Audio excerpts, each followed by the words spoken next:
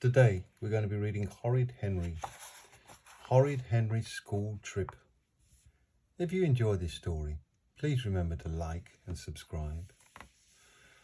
Don't forget my packed lunch for the school trip, shouted Horrid Henry for the 10th time. I want crisps, biscuits, chocolate and a fizzy whiz drink. No way, Henry, said Dad, grimly slicing carrots.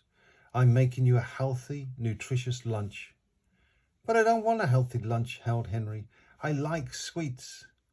Sweets? Yuck, said Perfect Peter. He peeked into his lunchbox. Oh boy, an apple, said Peter. And an egg and cress on brown bread with a crust on. And carrots and celery sticks, my favourite. Thank you so much, Dad. Henry, if you don't eat healthy food, you'll never grow big and strong. Oh yeah, said Henry.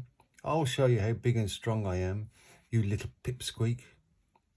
He added, springing at Peter. He was a boa constrictor, throttling his prey. Ah! Choked Peter. Stop being horrid, Henry, shouted Mum, or there will be no school trip for you. Henry let Peter go. Horrid Henry loved school trips. No work, no assembly, a packed lunch, a chance to fool around all day. What could be better? I'm going to the Frosty Freeze ice cream factory, said Henry. Free ice cream for everyone. Yippee! Perfect Peter made a face. I don't like ice cream, he said. My class is going somewhere much better. Our town museum, and Mum's coming to help. I'd rather be boiled alive and eaten by cannibals than go to a boring old dump, said Horrid Henry, shuddering. Mum had dragged him there once. Never again. Then Henry notices Peter's t-shirt. It was exactly the same as his. Purple stripes with gold stars. Tell Peter to stop copying what I wear to school, screamed Henry. It doesn't matter, Henry, said Mum. You're going on different trips. No one will notice. Just keep out of my way, Peter, snarled Henry. I don't want anyone to think we're related. Horrid Henry's class buzzed with excitement as they scrambled to be first on the bus. I've got crisps, shouted Dizzy Dave. I've got biscuits, shouted Anxious Andrew. I've got toffee and chocolate and lollies and 3 fizzy whiz, shouted Greedy Graham. What? Wailed Weepy William. I forgot my packed lunch. Quiet, ordered Mrs. Battleaxe as the bus started moving. Sit still and behave. No eating on the bus, William. Stop weeping. I need a wee, shouted Lazy Linda. Well, you'll have to wait, snapped Miss Battleaxe. Horrid Henry had trampled his way to the window seat at the back next to Rude Ralph and Greedy Graham. He liked those seats best. Miss Battleaxe couldn't see him and he could make faces at all the people in the cars behind him. Henry and Ralph rolled down the window and chanted, Beans, beans, good for the heart. The more you eat, the more you... Henry, bellowed Miss Battleaxe. Turn round and face forward, now. I need a wee, shouted Dizzy Dave. Look what I've got, Henry, said Greedy Graham, holding a bulging bag of sweets. Give me some, said Henry. And me, said Rude Ralph. The 3 boys stuffed their faces with sweets. Ugh, a green lime, said Henry, taking the sticky sweet out of his mouth. Ugh. He flicked the sweet away. Ping! The sweet landing on Moody Margaret's neck. Ow! Said Moody Margaret. She turned round and glared at Henry. Stop it, Henry, she snarled. I didn't do anything, said Henry. Ping! A sweet landed on Sour Susan's hair. Ping! A sweet stuck on Anxious Andrew's new jumper. Henry's throwing sweets, shouted Margaret. Miss Battleaxe turned round. Henry, sit next to me, she said. I need a wee, wailed William. Finally, the bus drove up to Frosty Freeze Factory. A gigantic, delicious-looking ice cream cone loomed above it. "We're here," shouted Henry. "You scream ice cream, we all scream for ice cream," shrieked the children as the bus stopped outside the gate. "Why are we waiting here?" yelled Greedy Graham. "I want my ice creams now." Henry stuck his head out of the window. The gates were chained shut. A large sign read "Closed on Mondays." Miss Battleaxe looked pale. "I don't believe this," she muttered. "Class, there's been a mix-up, and we seem to have come on the wrong day," said Miss Battleaxe. "But never mind. We'll go to the Science Museum," shouted Clever Claire. "The zoo," shouted Dizzy Dave. "Laser Zap," shouted Horrid Henry. "No," said Miss Battleaxe. "Our town museum." "Ah!" groaned the class. No one growled louder than Horrid Henry. The children left their jackets and lunch boxes in the packed lunchroom and then followed the museum guide to room 1. "First, we'll see Mrs. Jones' collection of rubber bands," said the guide.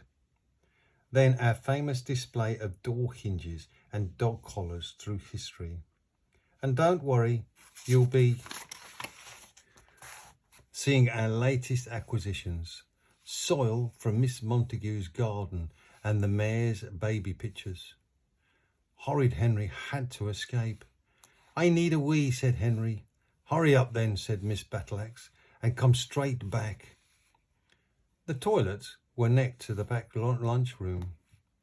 Henry thought he'd make sure his lunch was still there.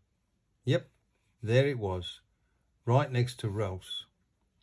"I wonder what Ralph has got," thought Henry, staring at Ralph's packed lunch. "No harm in looking." Wow!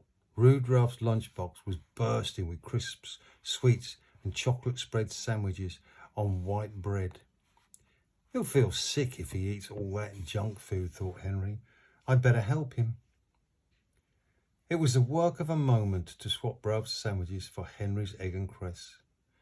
"This certainly isn't very healthy," thought Horrid Henry, gazing at Greedy Graham's goodies. "I'll do him a favour and exchange a few of my celery sticks for his sweets." "Just look at all those treats," thought Henry, fingering Sour Susan's cakes. "She should eat more balanced meals." A pack of raisins zipped from Henry's lunchbox to Susan's, and a sticky bun left from Susan's to Henry's. Tisk, thought Henry, helping himself to Toby's chocolate bar and replacing it with an apple. "Too many sweets are bad for the teeth." "That's better," he thought, gazing at his repacked lunch with satisfaction. Then he strolled back to class, who were gathering around a glass case. "This is the soil in Miss Montague's grew her prize-winning vegetables," droned the guide. "She grew marrows, tomatoes, potatoes, leeks." "When do we eat?" interrupted Horrid Henry. "I'm starving," whined Greedy Graham. "My tummy's rumbling," groaned Rude Ralph. "When's lunch?" moaned Moody Margaret. "We're hungry," wailed the children. "All right," said Miss Battleaxe. "We'll eat now." The class stampeded down the hall and grabbed their lunches. Henry sat in the corner and tucked in. For a moment there was silence. Then the room echoed with howls of dismay. "Where's my sticky bun?" yelped Sour Susan. "My sweets have gone," screamed Greedy Graham. "What's this? Egg and cress? Yuck!" shouted Rude Ralph, hurling the sandwich at anxious Andrew. That did it. The room filled with flying carrots and celery sticks, granola bars, raisins, crusts and apples. Henry smirked as he wiped the last traces of chocolate from his mouth. Stop it, howled Miss Battleaxe. "Well done, Henry, for being the only sensible child. You may lead us back to see the pieces of Roman pottery in room 2. Horrid Henry walked proudly at the head of the shuffling, whining children. Then he noticed a lift at the far end. A sign read, "Staff only, do not enter." "I wonder where that lift goes," thought Horrid Henry. "Stop him," yelled the guard. But it was too late. Henry had dashed to the lift and pressed the top button. Up, up, up he zapped. Henry found himself in a small room filled with half-finished exhibits. On display were lists of overdue library books, light bulbs from 1965 to today, and rows of rocks. Then, in the corner, Henry actually saw something interesting. A dog's skeleton projected by a drooping blue cord. Henry looked more closely. "It's just a pile of bones," thought Henry. He wobbled the blue cord, then stood on it. "Look at me, I'm a tightrope walker," chortled Horrid Henry, swaying on the blue cord. "I'm the best tightrope walker in—" Ah! Horrid Henry lost his balance and toppled against the skeleton. Clitter, clatter, the bones crashed to the ground. Ding, ding, ding, a burglar alarm began to wail. Museum guards ran into the room. "Uh-oh," thought Horrid Henry. He slapped between the guard's legs and ran. Behind him he could hear pounding feet. Henry dashed into a large room filled with road signs, used bus tickets and traffic cones. At the other end of the room, Henry saw Peter's class gathered in front of The Story of the Drain. Oh no, there was Mum. Henry ducked behind the traffic cones. Museum guards entered. "There he is," shouted one. "The boy in the purple t-shirt with the gold stars." Henry stood fixed to the spot. He was trapped. Then the guards ran straight past his hiding place. A long arm reached over and plucked Perfect Peter from his group. "Come with us," snarled the guard. "You're going straight to the bad children's room." But, gasped Peter. "No ifs or buts," snapped the guard. "Who's in charge of this child?" "I am," said Mum. "What's the meaning of this?" "You come too," ordered the guard. But, gasped Mum. Shouting and protesting, Mum and Peter were taken away. Then Henry heard a familiar booming voice. "Margaret, that's enough pushing," said Miss Battleaxe. "No touching.